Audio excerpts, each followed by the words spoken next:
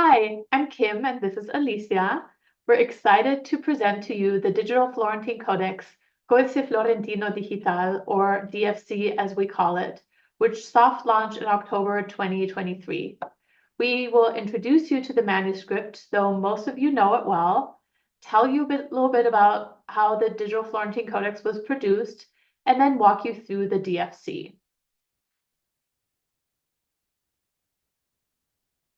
The Florentine Codex is one of the most important manuscripts created in 16th century New Spain because of its encyclopedic content about pre-Hispanic and early colonial Mexico.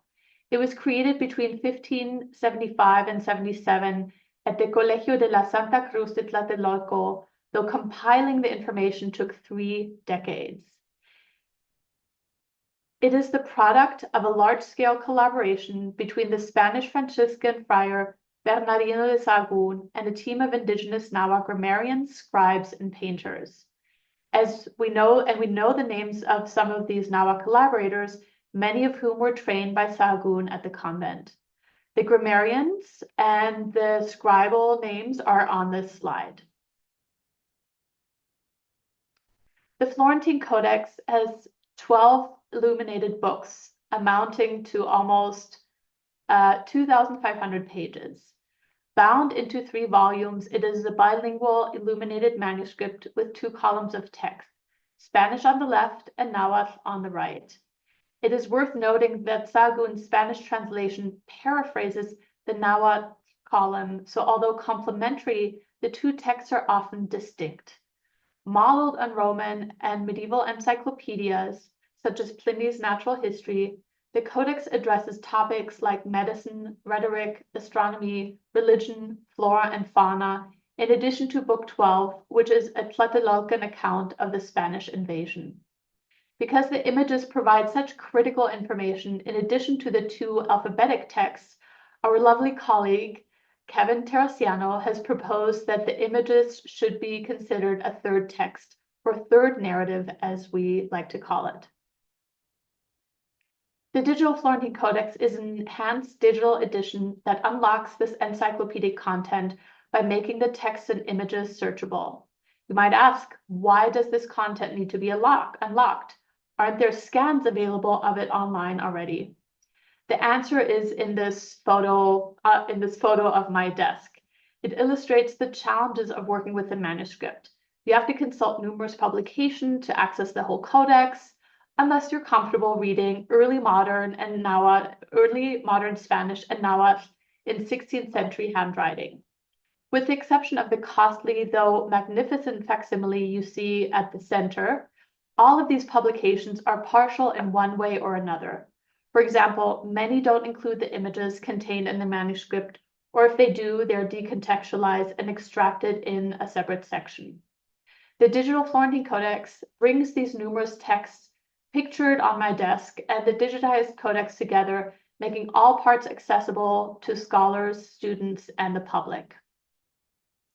This is an overview of the transcriptions and translations that are made available in the DFC, which combines canonical, routinely referenced texts such as Anderson-Dibble with new translations created specifically for the DFC.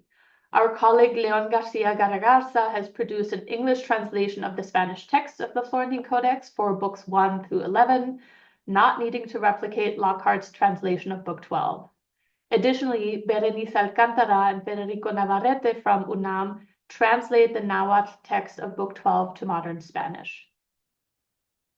We also included summaries of Book 12 written in a modern variant of Nahuatl, and voice recordings, both made by Eduardo de la Cruz Cruz, director of IDIAS. Nahuatl is one of 68 indigenous languages spoken in Mexico today.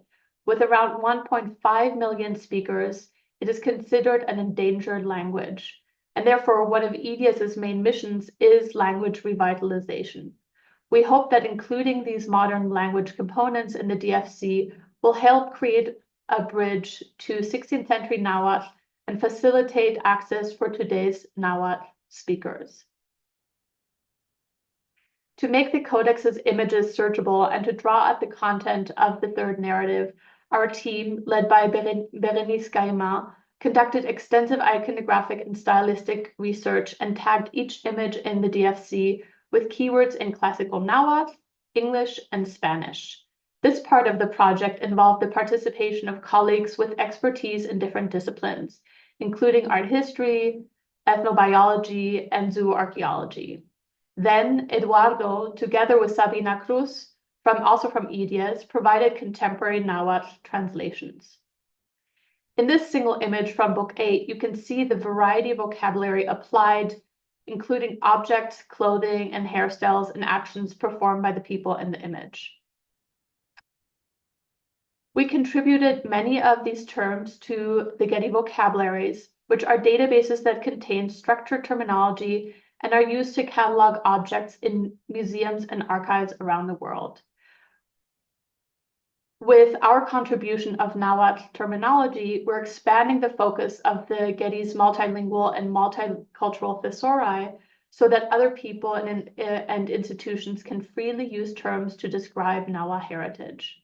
This entry for the ritual objects called Tlachialoni is an example of a term that has not been translated into other languages because it is a culture-specific Nahuatl concept and therefore does not have a relevant translation to English or Spanish. Note the different spelling variants here as well.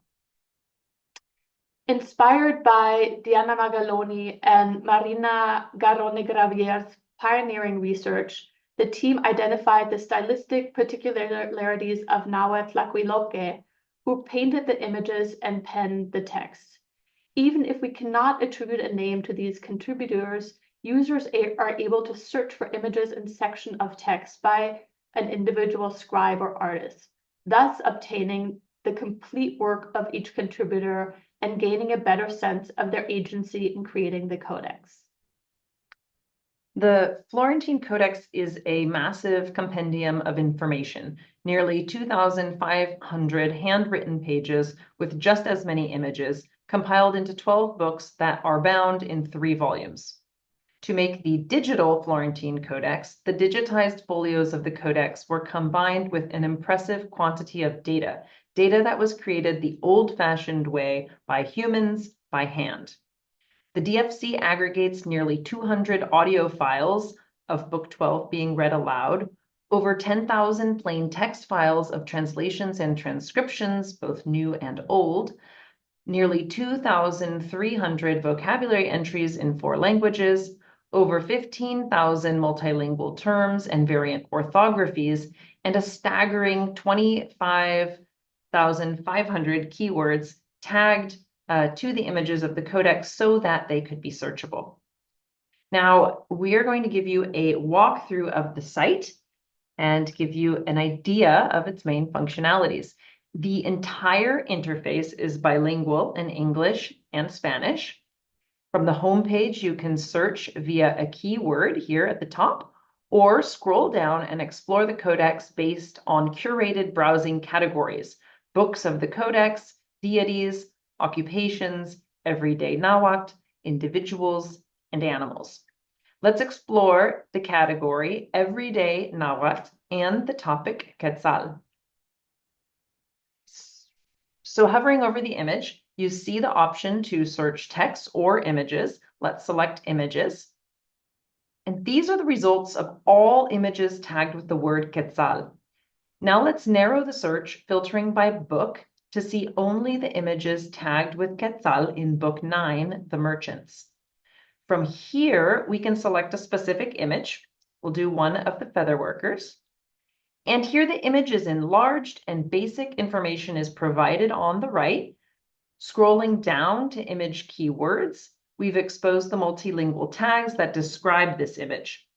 The keywords are sorted by categories and appear in 4 languages, including classical and modern Nahuatl.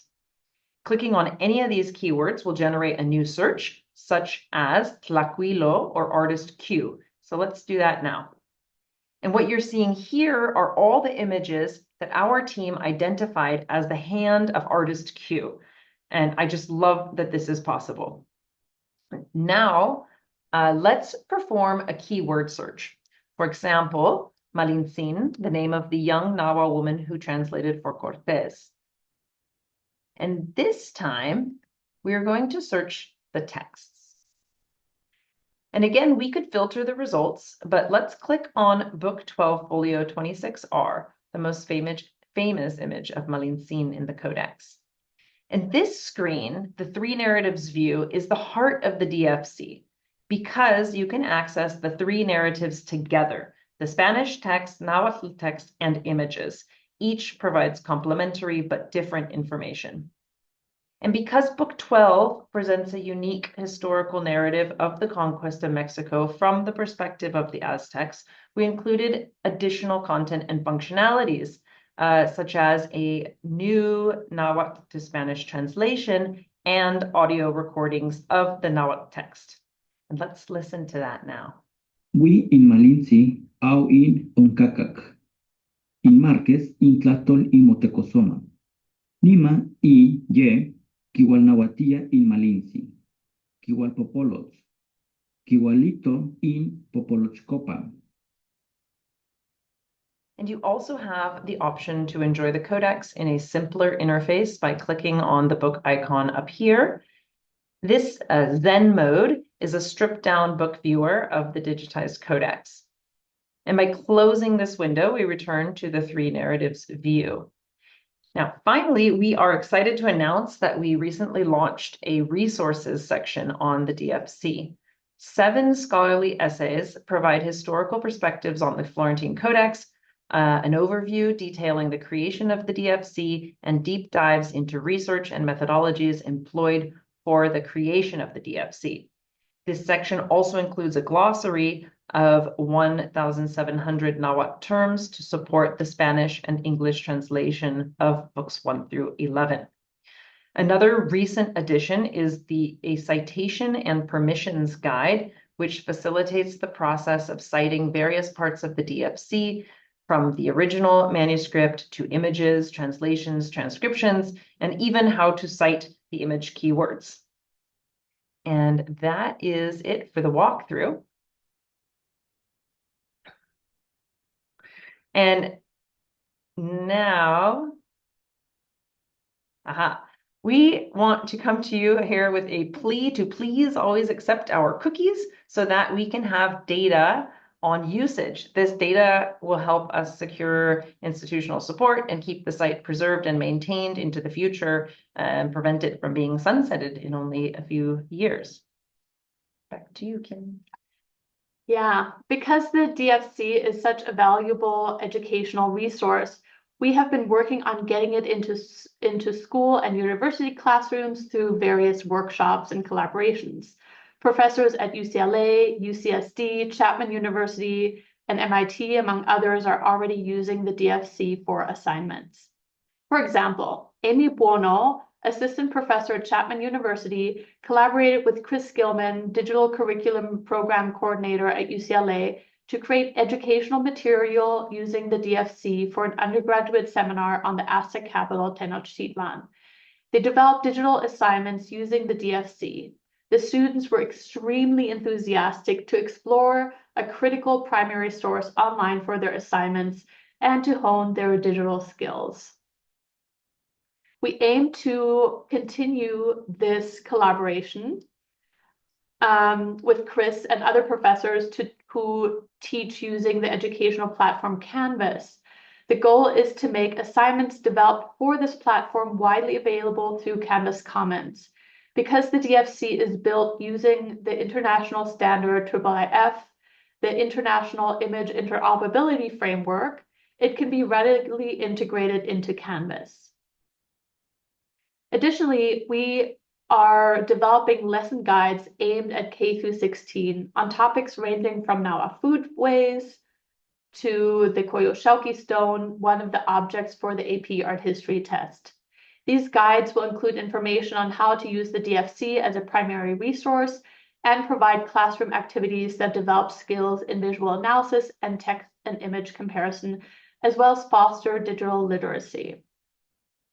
All this work has been accomplished by an exceptional team of colleagues, which includes local and international scholars, Getty staff, and various collaborators and institutional partners. Named here are members of the core team on this page, but we really want to thank all the members of the larger team. Each person listed here made significant contributions, and we are so grateful. And we hope you enjoy exploring the DFC and digging deeper into this fascinating manuscript. Thank you so much.